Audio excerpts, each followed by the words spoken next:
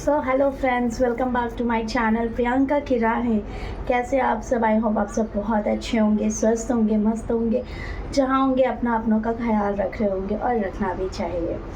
तो आज के सुबह कैसा, सबसे पहला क्वेश्चन मेरा, कल का व्लॉग कैसा लगा? आई होप आप लोगों को बहुत अच्छा लगा होगा। मुझे तो बहुत अच्छा लगा था। मुझे एडिट करने में भी उतना ही सुकून मिल रहा था और शूट करने में भी उतना ही मज़ा आ रहा था। और फ़िलहाल अभी आप देख सकते हैं मैं कुछ अलग काम कर रही हूँ, आपको दिखाती हूँ। क्योंकि फेस्टिवल का सीज़न स्टार्ट हो गया है, तो जब तक ऐसा कुछ ना करो तो फेस्टिवल वाइब्स आता नहीं है। जैसे होली आ रही है तो होली में रंग और गुलाल तो खेलेंगे ही, पानी में मज़ा तो करेंगे ही, लेकिन ये वाला मज़ा अलग आता है। कौन कौन बनाता है ज़रूर बताना, ये कौन कौन बनाता है और क्या समझे मुझे ज़रूर बताइएगा। हमारे यहाँ बेसिकली होली की तैयारी स्टार्ट हो गई है और ये गोबर के बड़कुले हम लोग बना रहे हैं। हम लोग बड़कुले बोलते हैं और इनका माला बनेगा। ये सूख जाएगा, उसके बाद इसके माले बनते हैं।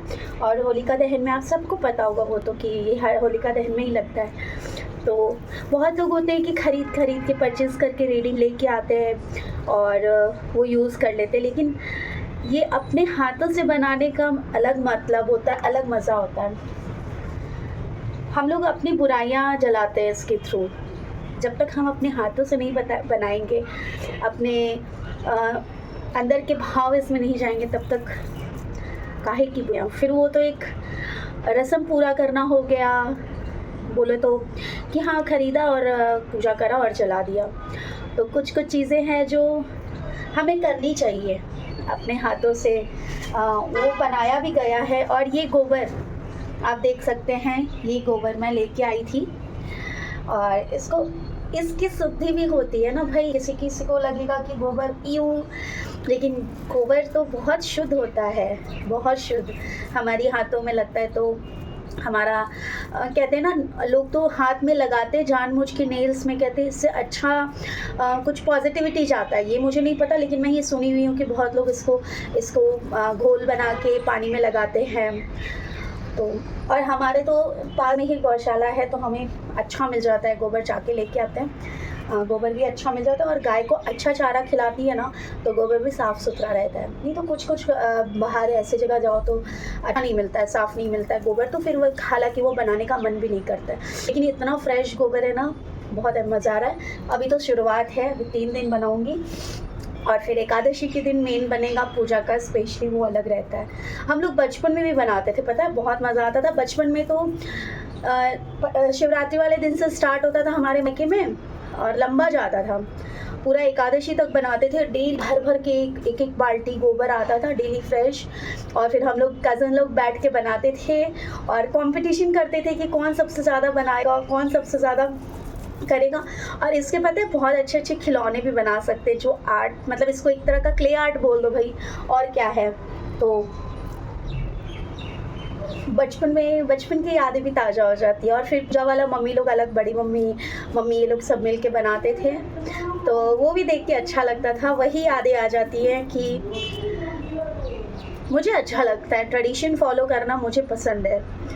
बहुत लोग बोलेंगे अरे ये क्या फ़ायदा, क्यों बना रहे हो, लेकिन अपनी संस्कृति को हम नहीं बचाएंगे तो हमारे बच्चे क्या जानेंगे जी। ये बताइए, मेरे तो एक ही बात रहती है हमेशा, हम अपनी संस्कृति को आगे बढ़ाना है, मुझे मेरे बच्चों को भी सिखाना है। मुझे पता है हालांकि हमारे आगे वाली जनरेशन इतना नहीं करने वाली जितना हम लोग करते हैं, लेकिन एटलीस्ट कुछ तो करेगी ना।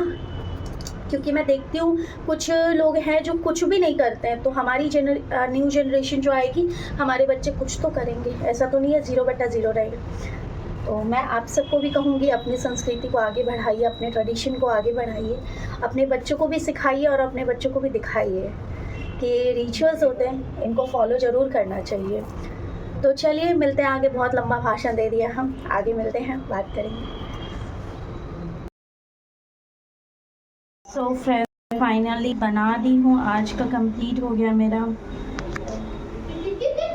देख सकते हैं। ये एक दिन में बनाई है, ऐसा मुझे 2 दिन और बनाना है, उसके बाद लास्ट में बनाऊंगी। वो आप लोग आगे ब्लॉग में देखने को मिलेगा। ये हमारा एलोवेरा का प्लांट है, ये नीम का प्लांट है और तुलसी का प्लांट रूम में है।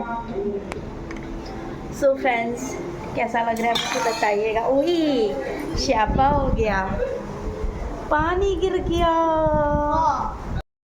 सो फ्रेंड्स, अभी थक गई हूँ, शाम के 5:30 पौने 6 हो रहे हैं। थक गई हूँ, पहले वो काम की, उसके बाद खाना वाना खाई, थोड़ा और काम था और थोड़ा न्यूज़ देख के मूड ऑफ हो गया था मेरा। क्या हुआ वो भी बताऊंगी आप लोगों को। और फिर आयरन करने बैठ गई थी।